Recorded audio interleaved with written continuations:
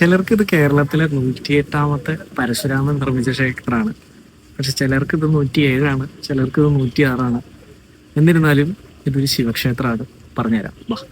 കേരളത്തിലെ 108 ശിവാലയങ്ങളിൽ ഒന്നായിട്ടുള്ള ഈ ക്ഷേത്രം പരശുരാമനാൽ ശിവലിംഗ പ്രതിഷ്ഠ നടത്തി എന്നാണ് വിശ്വസിക്കുന്നത്. വൈദ്യനാഥനായിട്ടുള്ള ശിവനെയാണ് ഇവിടെ പ്രതിഷ്ഠിച്ചിട്ടുള്ളത്. അതോടൊപ്പം തന്നെ പാർവതി ദേവിയും പരമശിവനോടൊപ്പം ഉണ്ട് എന്നാണ് ഇവിടെ വിശ്വസിച്ചു വരുന്നത്. അതുപോലെ തന്നെ ഇന്ത്യയിലെ മറ്റു ശിവക്ഷേത്രങ്ങളിൽ എവിടെയും ഇല്ലാത്ത മഷീല വഴിപാടും ഇവിടെ പ്രധാനപ്പെട്ട വഴിപാടാണ്. ആൻഡ് ഇവിടെ മറ്റ് ശിവക്ഷേത്രങ്ങളിലേതുപോലെ അഭിഷേകമില്ല എന്നുള്ള പ്രത്യേകതയും ഇവിടെയുണ്ട്.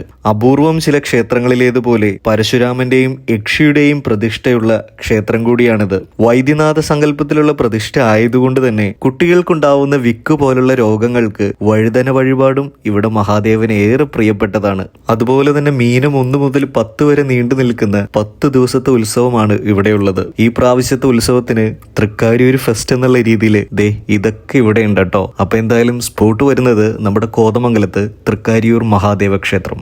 ബൈ.